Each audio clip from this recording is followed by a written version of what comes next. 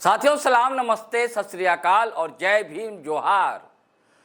साथियों मुद्दा गर्म है झारखंड में, और झारखंड से लेकर उड़ीसा और बंगाल तक चिंगारी इसकी पहुंच चुकी है। लगभग झारखंड की तो बात ही अलग है।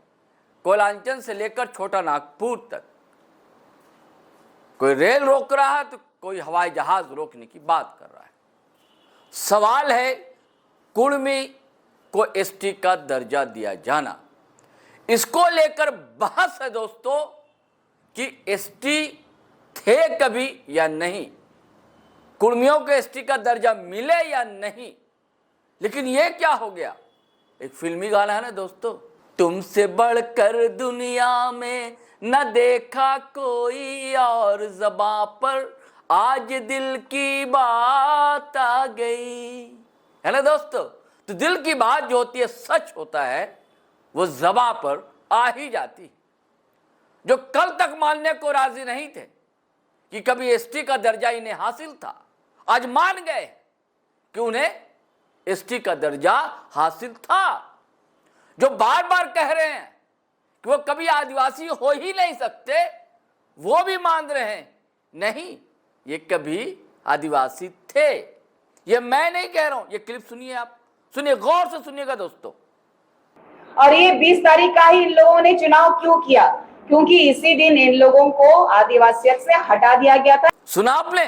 फिर सुनिए एक बार और, कान खोल कर सुनिए।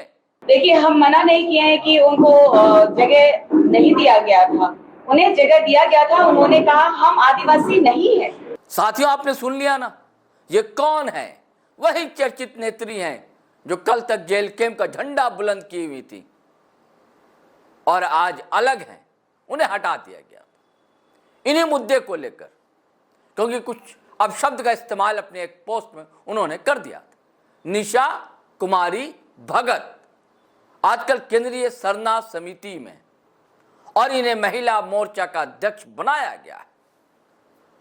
आज आदिवासी संगठन के लोग एक प्रेस कॉन्फ्रेंस कर रहे थे, उनमें निशा भगत को भी मौका मिला अपनी बात रखने का, और इसी दौरान ये चूक हो गई, या जानबूझकर हुई दोस्तों, या वही आज दिल की बात ज़बां पर आ गई। और इसी प्रेस कॉन्फ्रेंस में वो ये भी कह रही है कि वो कभी आदिवासी हो ही नहीं सकते, लेकिन ये स्वीकार भी कर रही है, कन्फेशन भी है कि हाँ ये थे कभी, यानी कि जब उन्हें हटाया गया, यानी कि वो थे जब ही तो हटाया गया। हाँ ये अलग बात है, वो कारण बता रही है कि उन्होंने खुद कहा कि हम क्षत्रिय हैं या हम अब एसटी नहीं हैं, लेकिन थे वो भी तो यही कह रहे हैं। जो कुर्मी बुद्धिजीवी हैं या नेता, वो भी यही कह रहे हैं हमें ये दर्जा हासिल था कभी, वही हमें दर्जा दे दिया जाए जो हक अधिकार था पहले वंचित। ठीक है, हमारे उस समय नेता नहीं थे, हमारे पास नेतृत्व नहीं था, समझदारी नहीं थी। आज नेतृत्व समाज में पैदा हो गया है, आज बोल रहा है। हमारे देश में कई जातियों के लोग हैं, उनकी कंठ खुलते नहीं थे। जब देश आज़ाद हुआ, हमने लोकतांत्रिक व्यवस्था बनाई, तब लोग बोलने लगे हैं, बोलते हैं। पहले शिक्षा का प्रतिशत कम था, अब बढ़ा है, पढ़ लिख कर एक तबका आगे आया है, तब बोलता है, वो देखता है वो कहाँ वंचित हो रहा अपने हक से, अपने अधिकार से। इस वीडियो का तो यही मकसद है कि जो कल तक नहीं स्वीकार कर रहे थे, आज स्वीकार कर लिया। यानी कि निशा भगत ने स्वीकार कर लिया कि कुर्मी कभी एसटी में शामिल थे। अब आप पूरा वीडियो सुनिए दोस्तों, प्रेस कॉन्फ्रेंस सुनिए, निशा भगत ने कहा क्या है।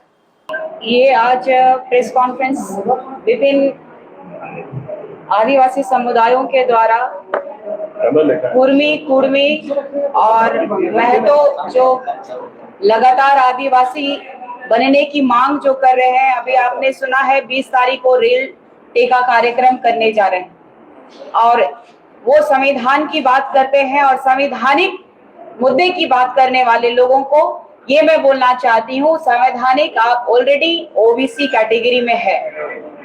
आप ओबीसी कैटेगरी में आने के बावजूद आप आदिवासी का हक और अधिकार सिर्फ और सिर्फ राजनीतिक और आरक्षण लेने के लिए आप हमारे आदिवासी समुदाय के ऊपर लगातार प्रहार कर रहे हैं।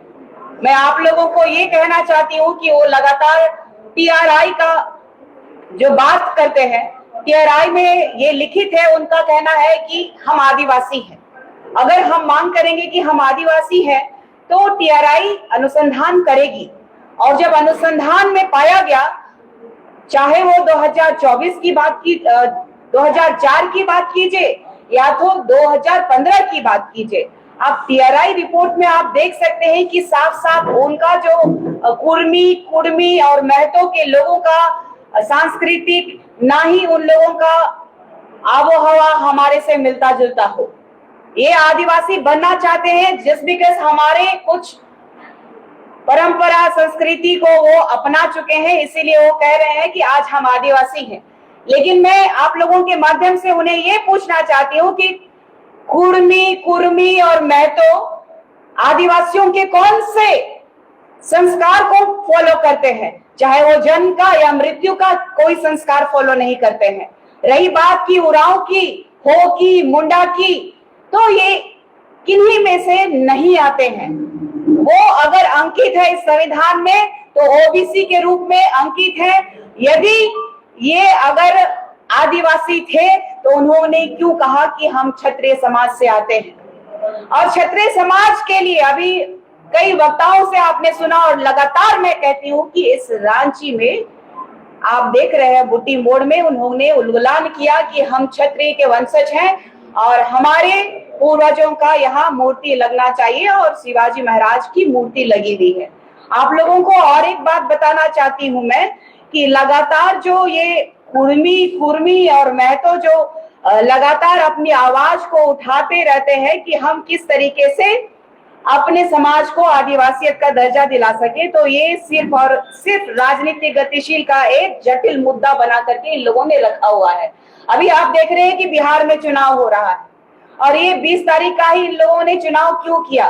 क्योंकि इसी दिन इन लोगों को आदिवासियत से हटा दिया गया था, इन्हीं के लोगों के मांग के द्वारा, क्योंकि ये आदिवासी कहलाना नहीं चाहते थे। आदिवासी बेहद गरीब और पिछड़े तबके के लोग होते हैं जिनको ये भारत के संविधान में आरक्षण दिया गया है। ये अपने आप को उच्च दर्जे के व्यक्ति के रूप में इन लोगों ने अपना संविधान में अपना बात को रखा कि मैं आदिवासी समाज से बिल्कुल भिन्न हूं।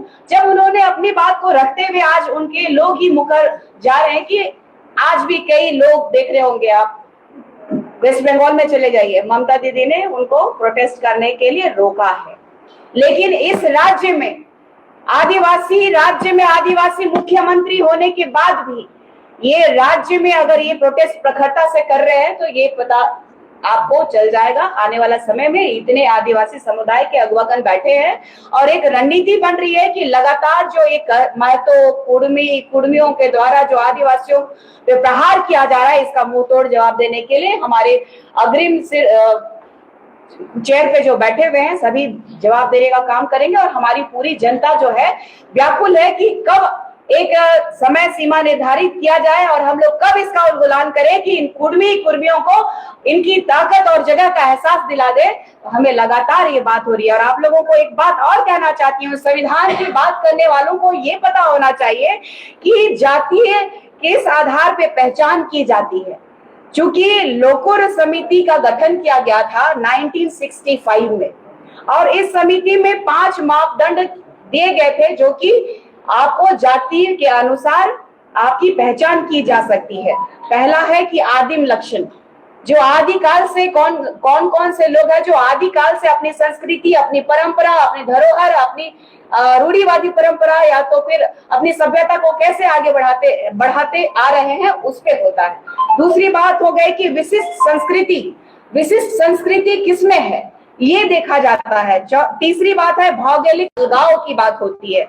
चौथा बात आता है सामाजिक और आर्थिक की बात आती है। सामाजिक और आर्थिक में हमसे कई गुना आगे हैं, चाहे वो शिक्षा के क्षेत्र में देख लीजिए, चाहे वो आर्थिक क्षेत्र में देखिए, वो काफी आगे है हमसे।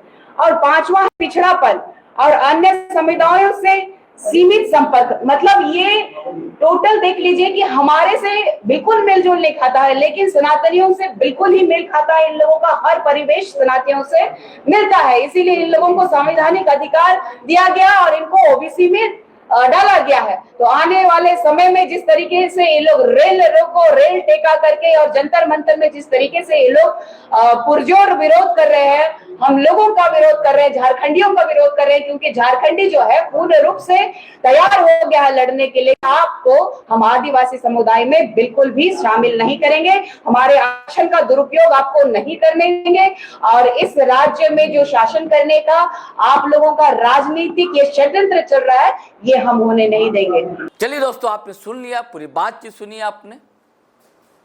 अब दूध का दूध, पानी का पानी हो जाना चाहिए। वो विरोध कर रहे थे, नहीं भैया आप तो नहीं हो, मान लिया। आखिर मानना तो होगा, आज नहीं तो कल, क्योंकि एक और वीडियो मेरे पास है दोस्तों, आदिवासी के बड़े लीडर हैं, उनका भी बयान है, और यहां वानी सदन में दिया गया बयान है। वो वीडियो भी हम आपसे जरूर शेयर करेंगे। लेकिन आज इतने ही, इजाजत दीजिए।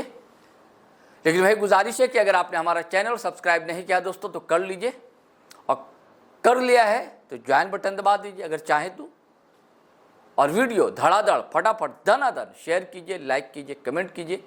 इजाजत दीजिए, आज्ञा दीजिए। जय हिंद, जय भारत।